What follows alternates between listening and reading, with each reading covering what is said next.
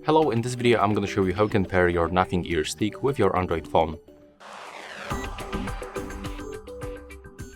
So first of all, you have to rotate your case and open it, and then use this button, click and hold it, until this indicator starts blinking.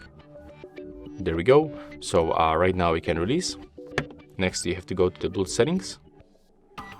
You have to just click to pair new device and select your ear stick. Click on it once, accept the pairing. As you can see right now we are connected, but we can also use this application. That's the Nothing. That's the name of this application, so we have to get this one.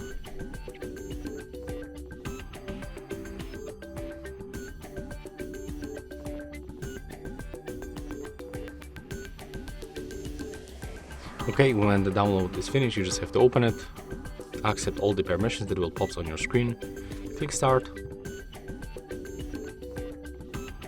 click later, tap allow and accept this permission for the Bluetooth.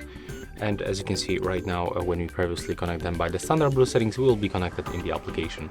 So yeah, right now you can just click on them and you can find all of these parameters and features of these earbuds.